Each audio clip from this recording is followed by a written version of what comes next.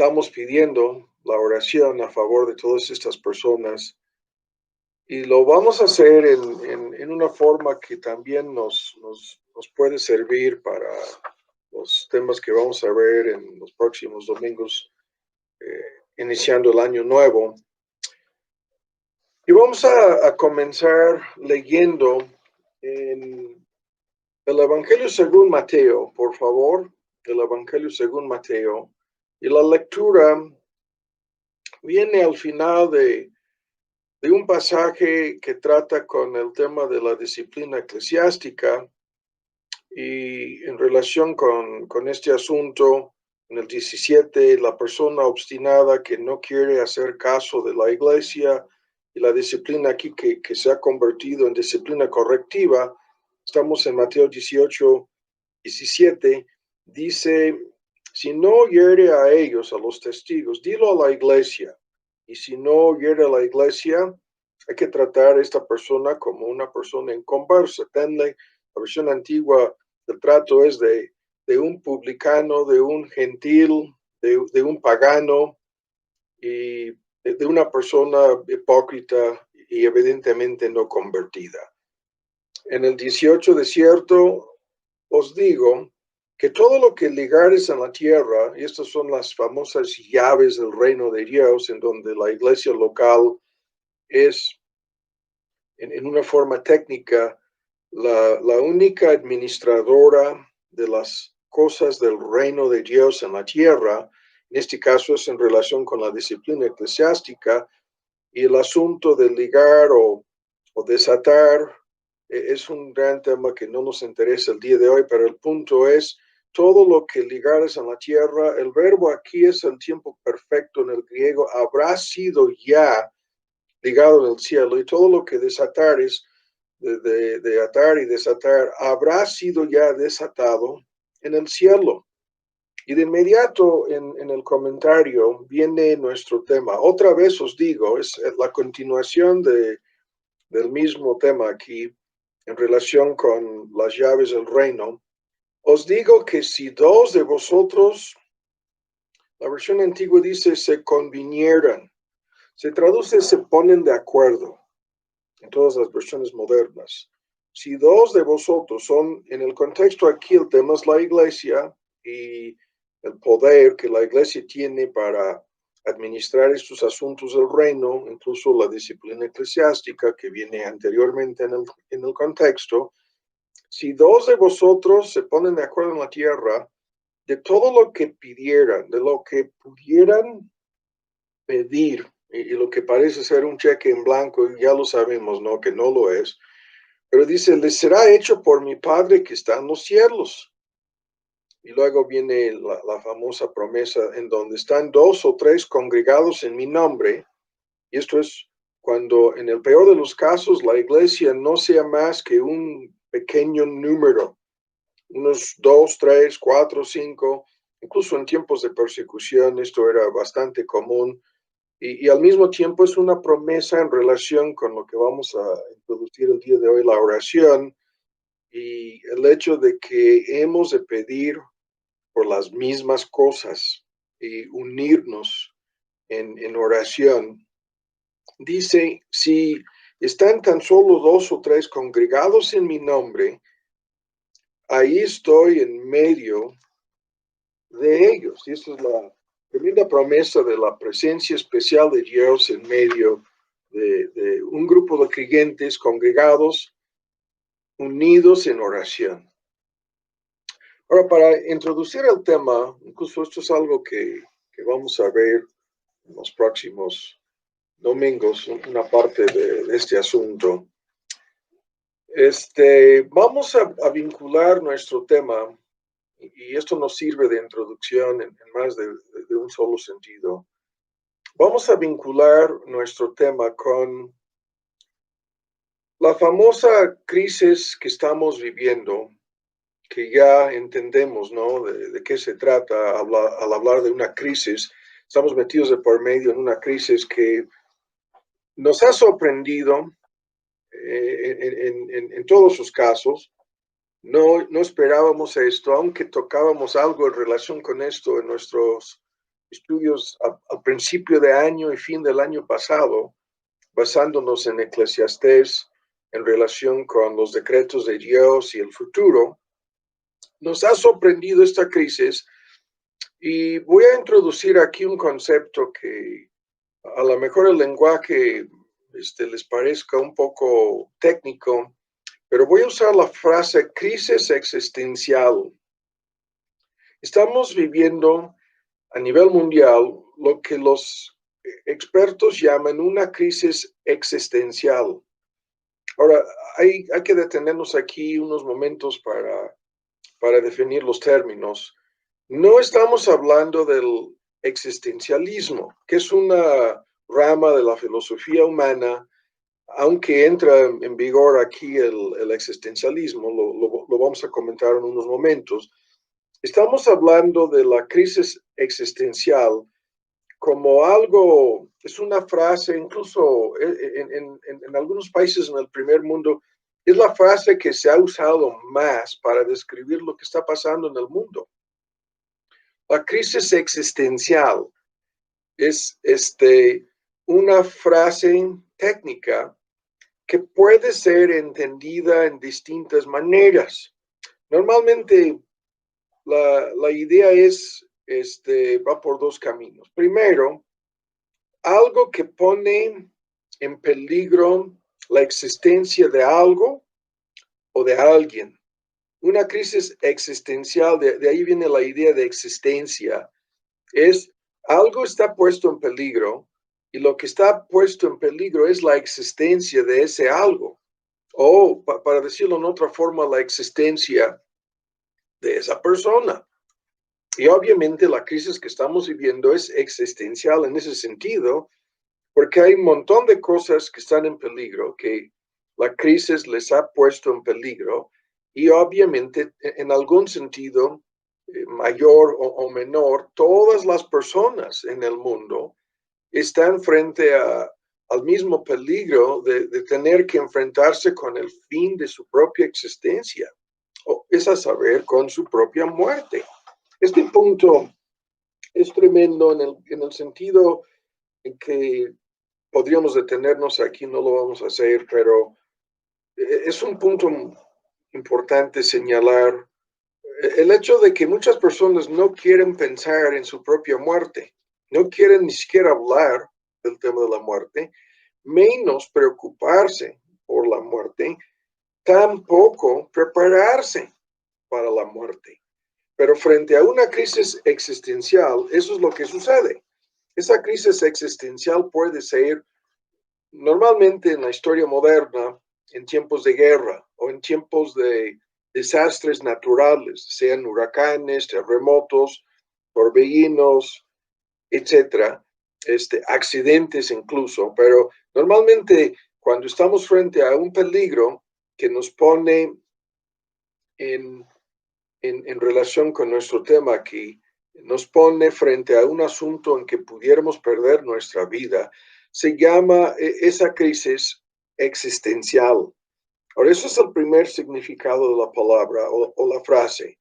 El segundo significado, escuchen bien, es lo siguiente. Una crisis existencial puede también referirse al significado, al sentido, al propósito de las cosas. Hay mucho en este punto. Hay una crisis existencial en relación con el propósito de nuestra existencia o en relación con el propósito de la pandemia, como sea. El tema aquí es lo que se pone en peligro no es la cosa, no es la persona en sí, sino su significado. Lo que esta cosa, lo que esta persona significa, su razón de ser, su propósito, su sentido. Ahora, en este sentido, y valga la redundancia aquí, estamos frente a una crisis existencial en estos dos sentidos. Una crisis que nos pone a todos en peligro respecto a nuestra propia existencia, porque pudiéramos enfermarnos y morir del COVID. Y estamos frente a una crisis existencial que ha puesto en peligro el significado, el sentido y el propósito de muchas cosas. Ahora vamos por partes. Aquí no podemos detenernos, pero es importante introducir estos conceptos. Los vamos a volver a ver el próximo domingo. En relación con la segunda idea en cuanto a una crisis existencial, hay una tremenda lista de ilustraciones. Muchas personas, por ejemplo, encuentran significado, propósito, razón de ser y sentido en su trabajo. Y obviamente la crisis que estamos viviendo es una crisis que afecta en forma directa o indirecta el trabajo, la chamba, la vocación de casi todo el mundo. No es medio mundo, es casi todo el mundo está frente a una crisis existencial en donde hay un impacto directo sobre el trabajo, sobre la chamba, comenzando con los que ya no tienen trabajo, y es una lista larga de negocios. En el primer mundo están hablando de que se van a desaparecer entre 30 y 40% de los negocios pequeños, pero como se ha ido prolongando la crisis, ya no están hablando tan solo de negocios pequeños, están hablando de grandes empresas y cadenas. Estábamos viendo, es una lista de 50 y tantos de estos lugares, son cadenas enormes de comida rápida de todo tipo, incluyendo pizzas, hamburguesas, cosas de lo más sencillo. Y están hablando de que lo más seguro es en el 2021 se van a desaparecer muchas de estas marcas de cadenas de comida rápida que conocemos en todo el mundo dejarán de existir. Es un ejemplo, ¿no? Sin detenernos más. ¿Qué tipo de crisis existencial para los dueños de franquicias, para todos los que trabajan en esos lugares? Lo mismo, el segundo ejemplo. En relación con lo que la crisis existencial pone en peligro, estamos dando algunos ejemplos. En relación con el trabajo, acabamos de comentarlo, pero ahora en una forma más profunda, en relación con nuestras relaciones con los demás, comenzando con los mismos miembros de nuestra familia, comenzando con la lista que va creciendo de personas que nosotros conocemos que han fallecido o que han perdido seres queridos en medio de esta crisis. ¿Qué tipo de crisis existencial en cuanto a la pérdida de estos seres queridos, en cuanto al impacto que esto trae a la familia y a todos los que tienen contacto con esa familia?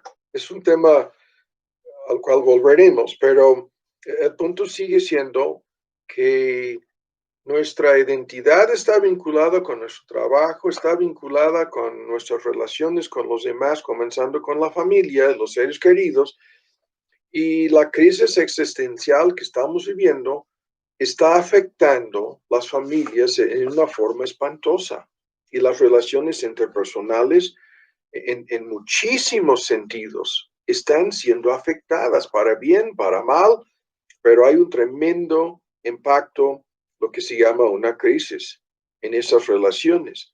Lo mismo, y la lista aquí la voy a cortar en cuanto a las ilustraciones. Lo mismo en relación con las creencias religiosas de muchas personas. Esta pandemia está poniendo en crisis, está afectando a muchísimas personas en cuanto a sus creencias religiosas. Y esto es otro gran tema de análisis, porque muchas personas no pueden armonizar sus conceptos de Dios o la religión X que profesan tener con lo que está pasando. Y no entiendan cómo es posible que Dios haya permitido esto. Incluso en uno de los próximos domingos voy a dar la lista.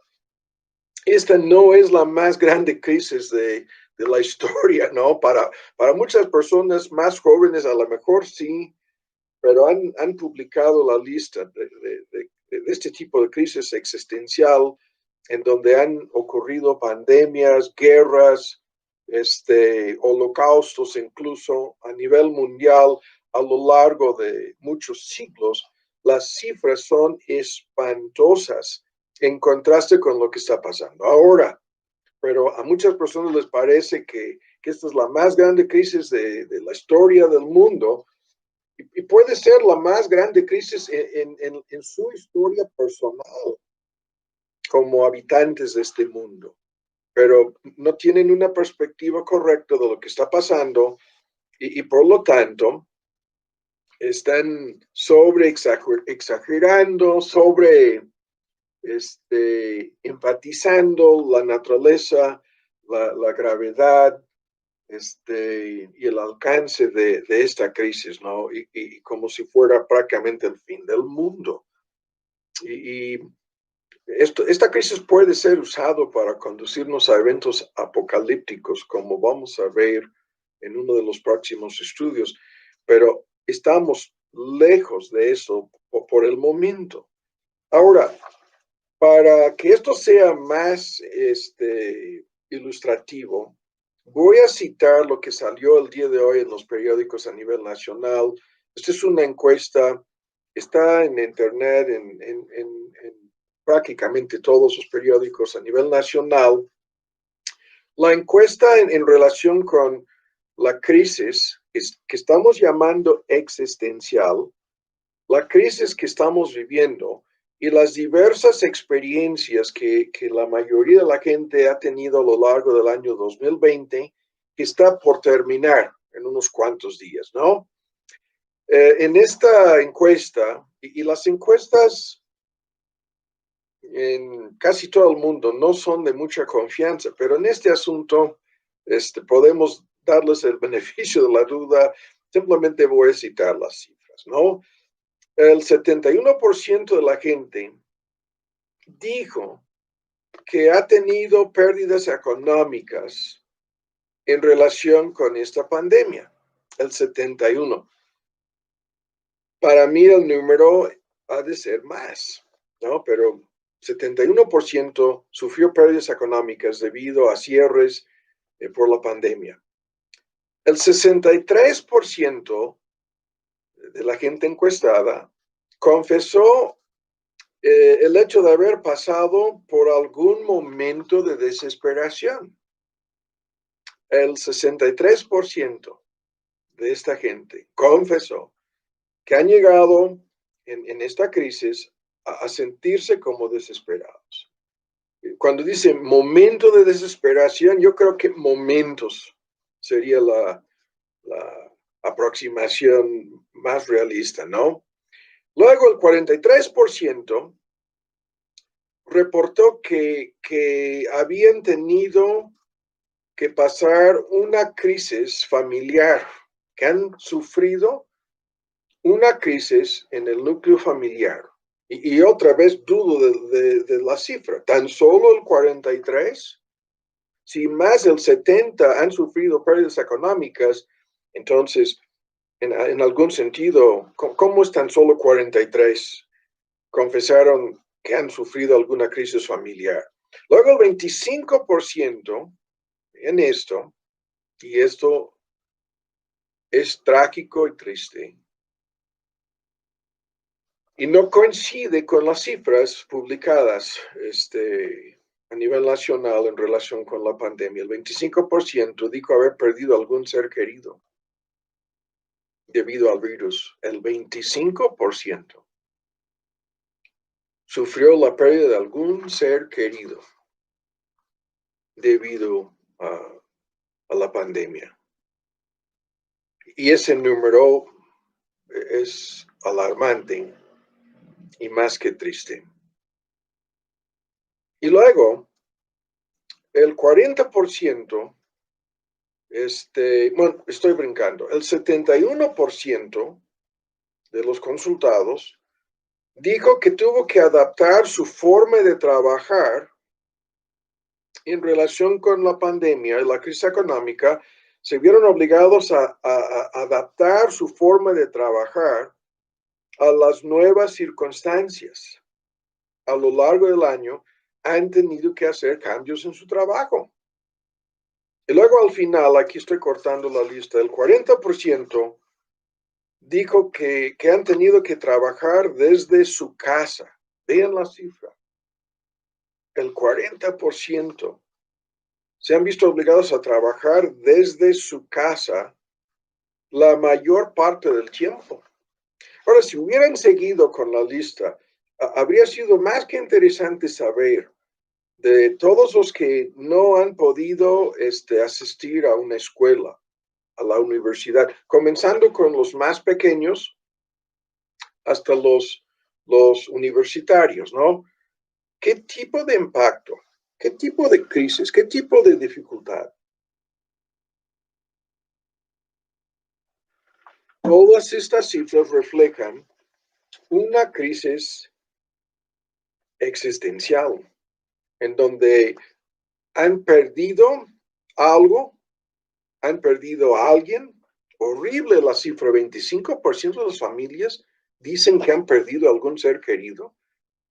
O en relación con el significado, el sentido, el propósito de las cosas, el existencialismo, ¿no? En este sentido, la crisis ha puesto en duda el significado de muchas cosas.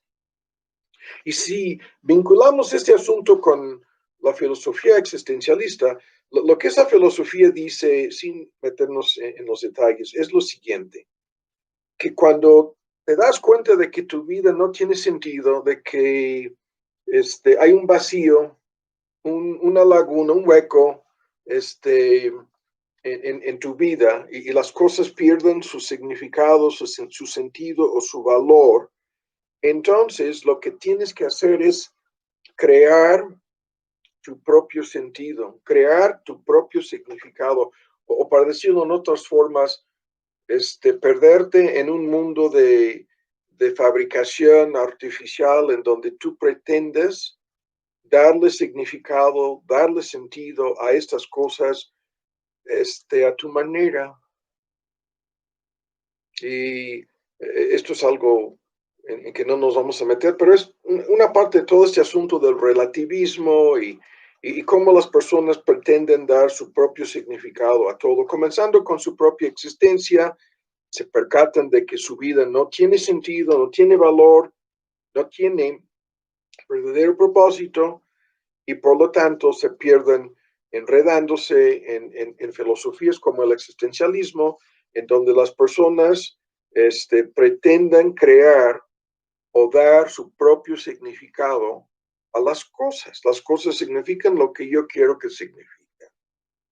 Y esto es un tema filosófico en donde el mundo moderno se ha perdido por completo y esto conduce a muchos problemas en la sociedad en relación con los sistemas de gobierno, leyes, etcétera, etcétera. Es una reacción en cadena que procede de esto. Y lo que nos interesa aquí es lo siguiente. Cuando las personas se tienen que enfrentar con la pérdida de alguien o algo, o con la pérdida del significado de algo, y esto no lo estamos vinculando el día de hoy con el tema de Filipenses que hemos tocado muchas veces sobre las pérdidas. Lo que hacen es lo que el existencialismo dice, se pierdan en un mundo de fantasías. Y esto debido a que no quieren buscar a Dios. Así.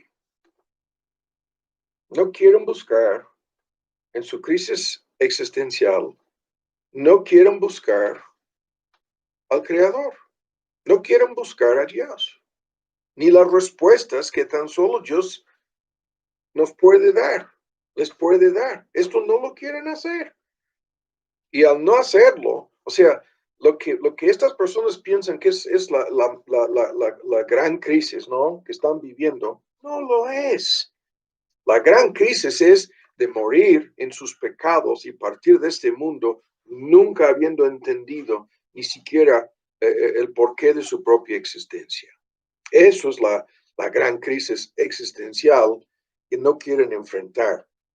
Y en ese contexto, al no buscar a Dios, no van a encontrar respuestas ni van a poder inventar, crear, fabricar algún sentido para explicar lo que están viviendo. Y se enredan en un círculo vicioso que no tiene salida. Ahora, al mismo tiempo que estamos diciendo esto, estamos obviamente vinculándolo con nuestro tema, el porqué de la oración, ¿no? Nuestro tema, la oración, se vincula con todo esto. ¿Por qué?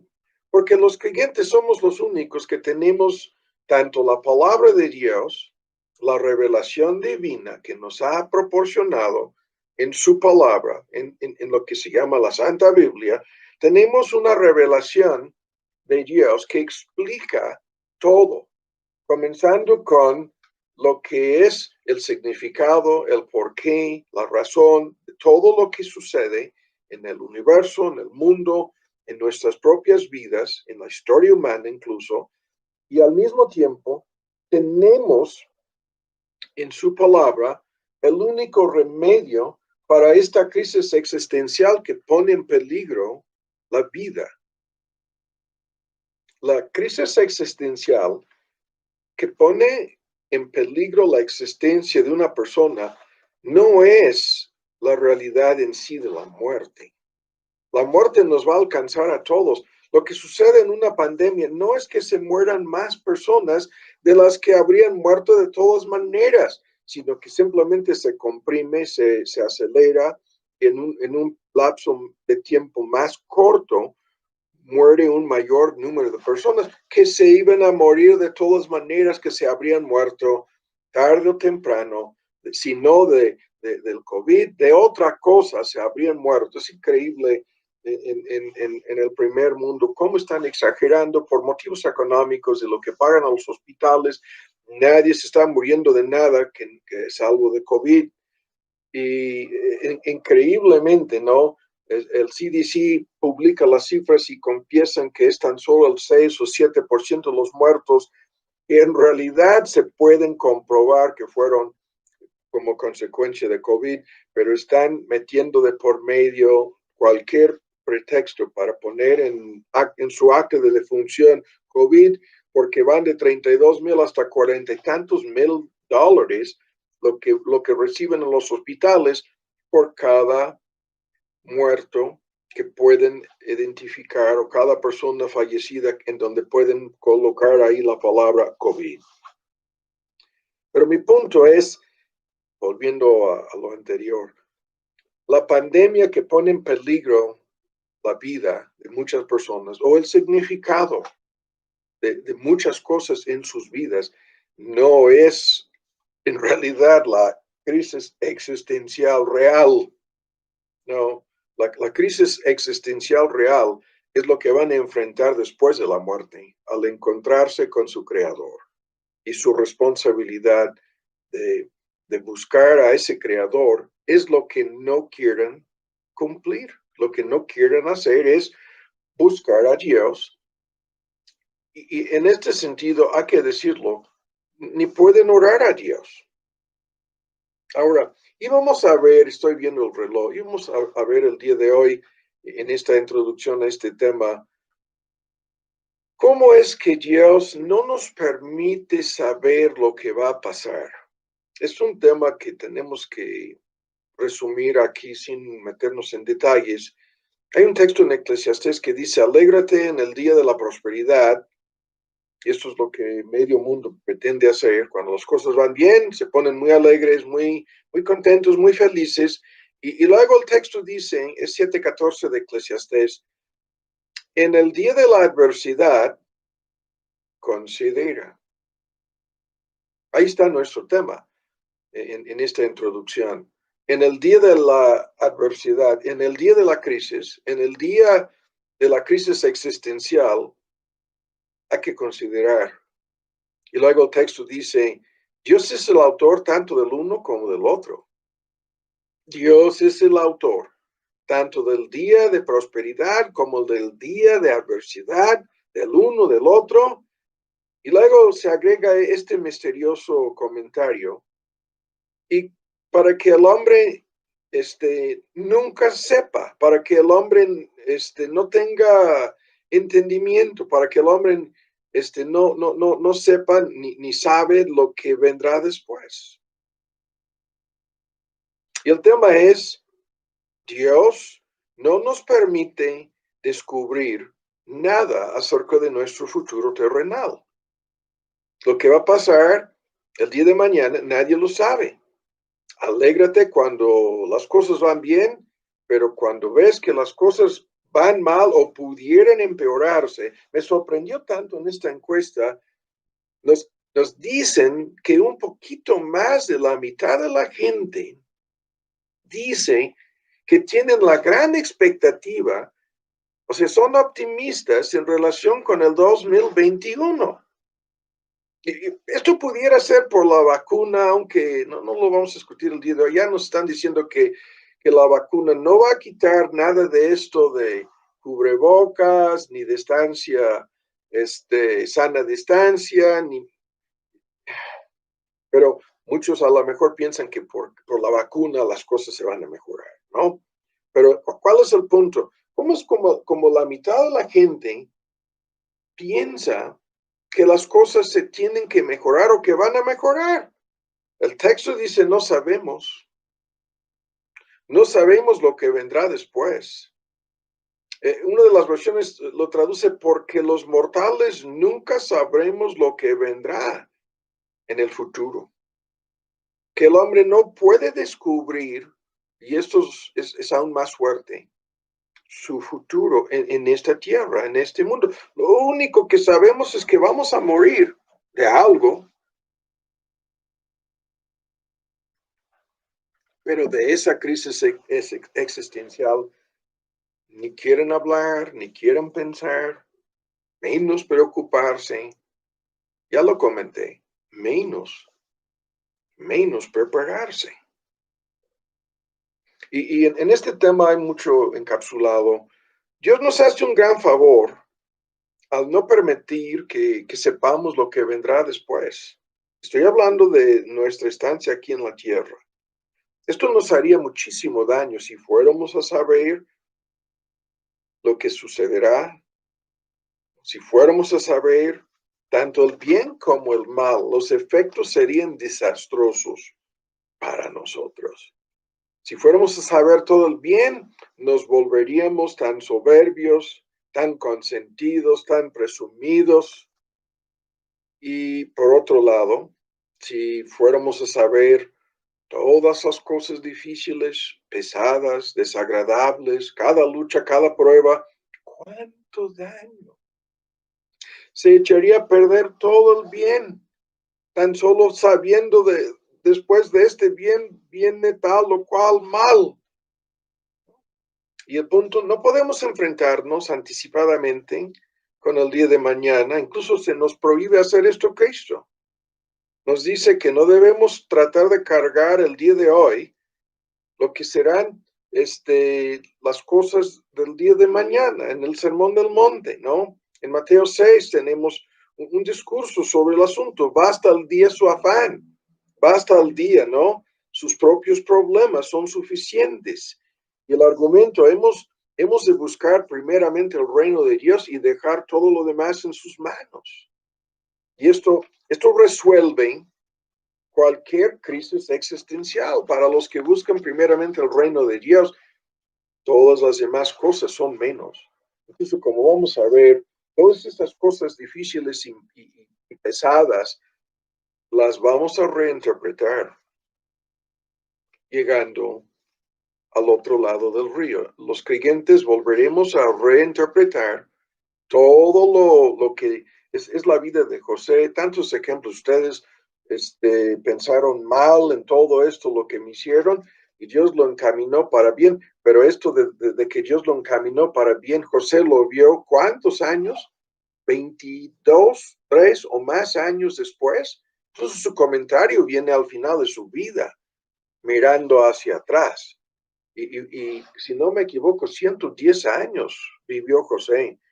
Y mirando hacia atrás, se volvió a interpretar todo el asunto en la forma más gloriosa, más increíble, más sorprendente. Y esto es una parte del mismo tema. La crisis existencial es la que llega a la vida de las personas, que todo lo que echan a perder aquí es su eternidad. Lo que echan a perder es su alma. Lo que pierdan en el asunto es su propia alma. Ahora, hay que terminar el día de hoy. Estamos tratando de obedecer las reglas de la restricción del tiempo. Y volviendo al texto con el cual empezamos, tenemos en este texto un tema tan sorprendente acerca de cómo, antes de llegar a la eternidad, cómo hemos de llevar todo a Dios en la oración. Y específicamente lo que nos interesa en este texto es la sorprendente promesa o las sorprendentes promesas que Dios nos da a los creyentes en relación con la oración. Y aquí el tiempo se nos va a acabar, entonces tan solo vamos a introducir algunos conceptos, ¿no?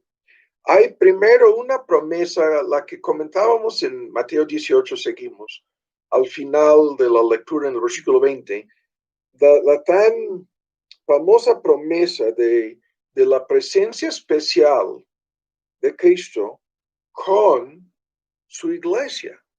Y esto quiere decir, en medio de todas estas así llamadas crisis existenciales, Dios está con su iglesia y Dios está con los creyentes en una forma muy especial. Y esto es la gran distinción. La vamos a ver dentro de poco, volviendo a nuestra serie sobre conociendo a Dios y los atributos de Dios.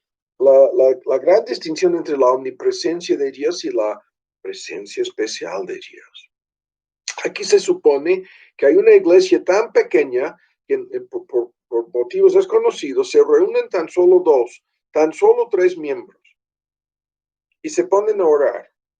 Y el texto dice, no importa cuántos sean, no importa si sean muchos o pocos, Cristo manifiesta su presencia especial en medio de ellos si oran, como vamos a explicar aquí un momento, en conformidad con esta regla.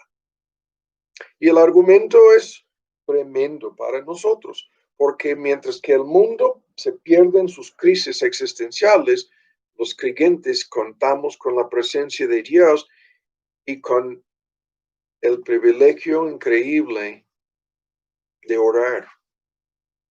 Mientras que en la red, en el chat de nuestra congregación en Sándalo, diario están publicando peticiones de oración y estamos dando por sentado que la mayoría de los creyentes están tomando en serio por lo menos algunas de estas peticiones. Estamos orando en conformidad, como vamos a explicar aquí un momento, con esta regla. Estamos reaccionando en una forma frente a esta crisis totalmente diferente de lo que se ve en el mundo perdido, de lo que se ve en el mundo inconverso.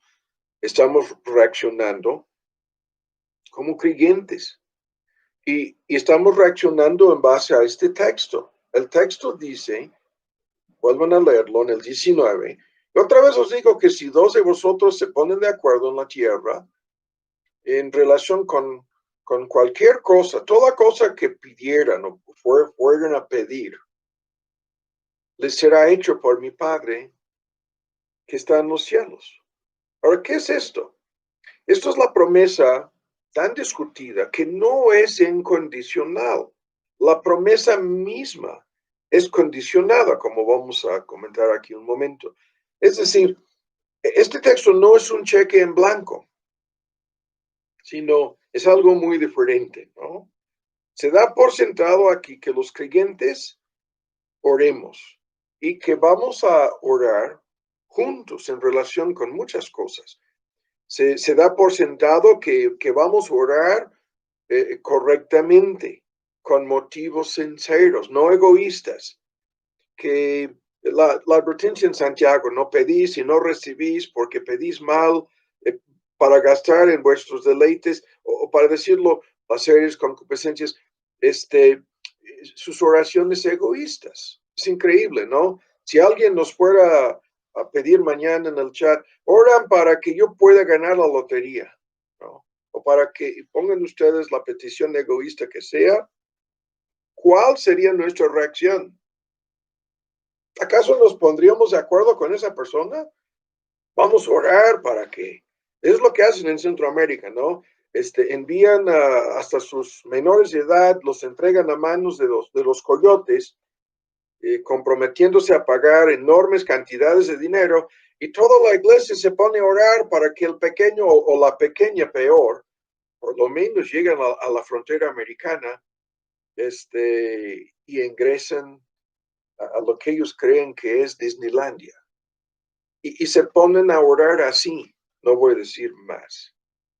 El ejemplo es que vamos a orar, pero no con motivos egoístas, primero. Segundo, se da por sentado que vamos a orar en submisión a la voluntad soberana de Dios. Este tema no lo vamos a discutir a fondo el día de hoy, pero es si pedimos alguna cosa en 1 de Juan 5, los versículos 14 y 15, en conformidad con su voluntad, Él nos oye, ¿no? Y la promesa de, al oírnos, tenemos la garantía de la respuesta positiva, la respuesta que estamos buscando, ¿no? Pero cada petición tiene que basarse en la voluntad soberana de Dios y en las promesas y los propósitos de Dios.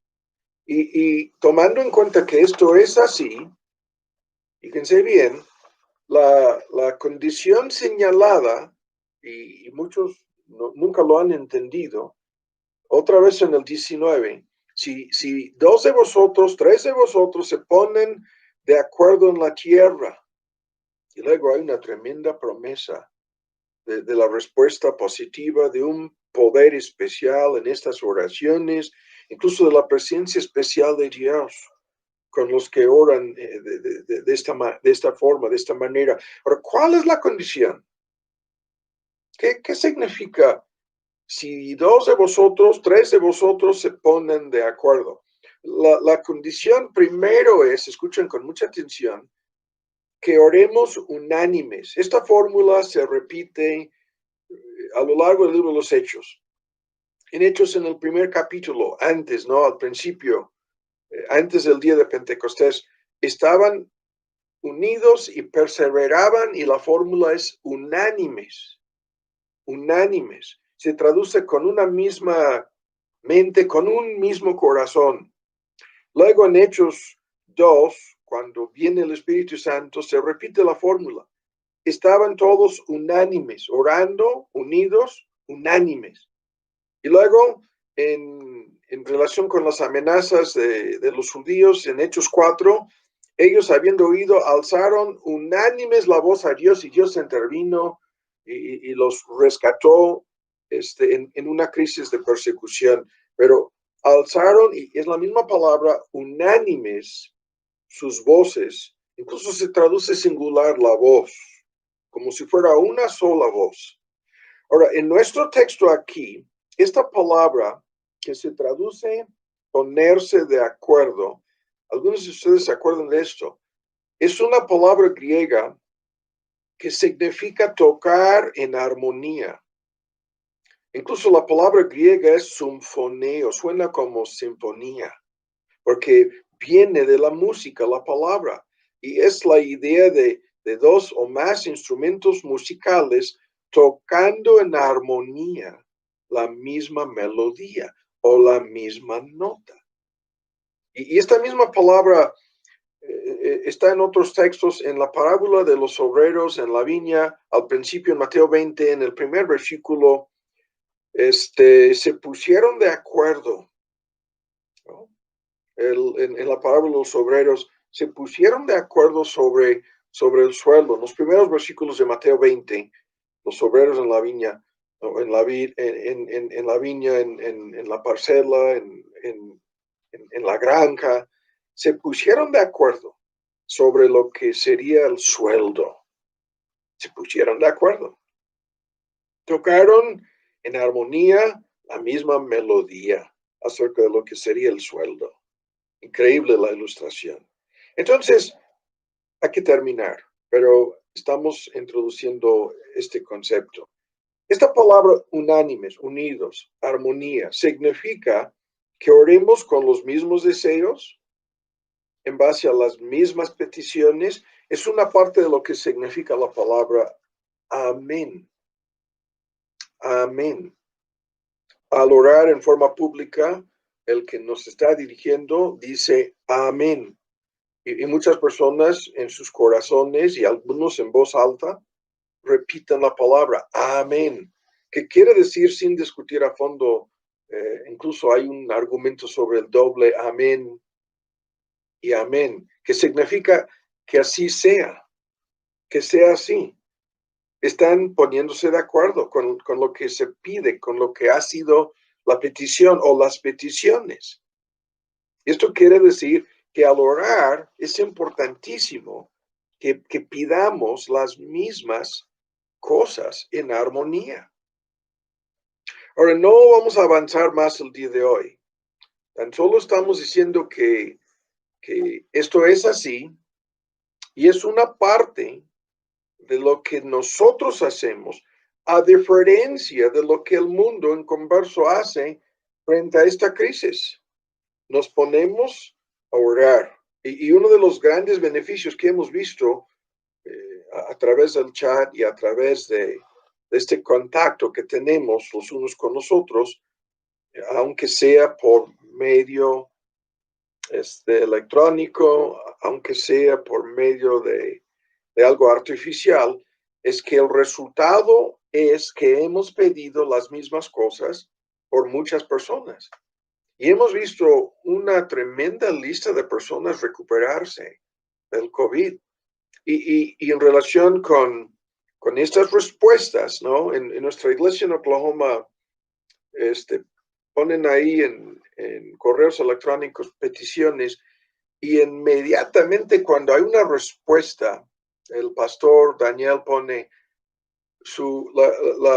si te llega el correo, dice, otra respuesta a nuestras oraciones. Así lo pone. Y luego, otra respuesta, una nueva respuesta, y van haciendo su lista de respuestas, ¿no? Pero el punto, hay un poder extraordinario, hay una atención especial de parte de Dios a estas peticiones, hay un papel extraordinario asignado por Dios mismo a las oraciones unánimes de su pueblo. Esto es lo que el texto dice. Ahora, no estamos analizando más a fondo el argumento, aunque hay cosas profundas en esto, ya lo sabemos. El privilegio que tenemos de participar en esto frente a esta crisis. Y hay que terminar con esto. Mientras que medio mundo anda agobiado, confundido, en donde hay un gran miedo de perder a alguien o algo, la crisis existencial, o en donde ya no entiendan nada, su vida se está colapsando, su cosmovisión se derrumbe, no entienden, piensan, algunas personas tontas, así lo voy a decir, piensan que la pandemia es culpa del presidente mexicano y el presidente americano. Ahora, entre paréntesis, en términos humanos, el COVID-19 es una arma biológica que salió de China, no vamos a decir más, en donde están realizando una guerra en contra del resto del mundo y han logrado colapsar sus sistemas de salud, colapsar sus sistemas de gobierno en algunos países y han logrado colapsar sus economías. En una forma directa, manipular a medio mundo y traer esta crisis existencial a la vida de quien sea, de todos los afectados. Y los que dudan de que esto sea algo así, vamos a ir viendo el desenlace de esto, porque hay conspiradores que no son los autores del arma biológica, pero piensan usar todo esto con fines. Les falló todo lo del calentamiento global, les falló todo lo, hagan su lista. Llevamos 50 años con estos cuentos sobre acabamos de leer en nuestra familia, enviaron 10 profecías sobre el supuesto cambio climático que fracasaron por completo, porque es más de lo mismo.